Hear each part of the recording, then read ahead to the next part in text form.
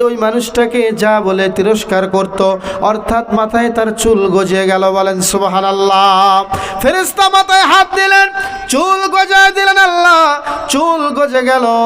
এরপরে তাকে জিজ্ঞাসা করলো, তুমি এবার কি মাল চাও? কোন মাল তোমার কাছে প্রিয়? এবার এই টাকলা চুল ফিরে পেয়ে বলল, আমি একটা গাভী চাই। আল্লাহর নবী বলছেন, ফাআতা বাকারান হামিলা।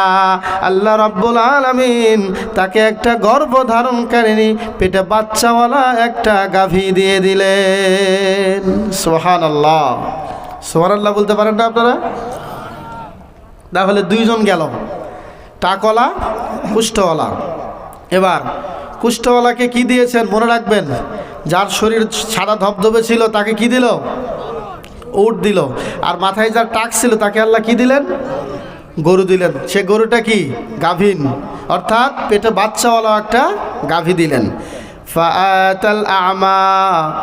এরপরে 3 নম্বর ব্যক্তি ছিল অন্ধ। অন্ধর কাছে আসলো, এসে বলল, আইয়ু শাইইন আহাব্বু ইলাইক, তোমার কাছে কোন জিনিসটা কি সবচেয়ে প্রিয়? সে বলল, কত মানুষ দুনিয়া চোখে দেখে, আমি তো চোখ দিয়ে দেখতে পারি না, এটা আমার অনেক কষ্টের বিষয়। আমি যদি চোখের দৃষ্টি ফিরে পেতাম, এটা এখন আমার কাছে সবচেয়ে বেশি প্রিয়। কি বলেন, ঠিক কিনা? যারা চোখ দিয়ে দেখে না তাদের কষ্ট, মনের দুঃখ কম না বেশি? বেশি। তিনি বললেন, আমি এটাই চাই, আল্লাহ আমাকে যদি দৃষ্টি দিতেন, ফাউবসিরু বিহিন নাস, আমি মানুষকে একটু দেখতাম, আমার এটাই এখন প্রিয়, আর আমি কিছু চাই না।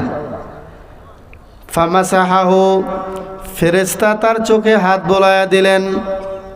কি করলেন? ফেরেশতা চোখে হাত বোলায়া দিলেন। হাত বোলায়া দেওয়ার সাথে সাথে ফারাদ্দাল্লাহু ইলাইহি বাসারা, আল্লাহ রাব্বুল আলামিন তার দৃষ্টি ফিরিয়ে দিলেন। বলেন সুবহানাল্লাহ।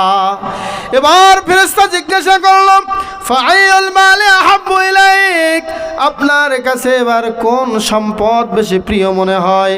কি সম্পদ চান?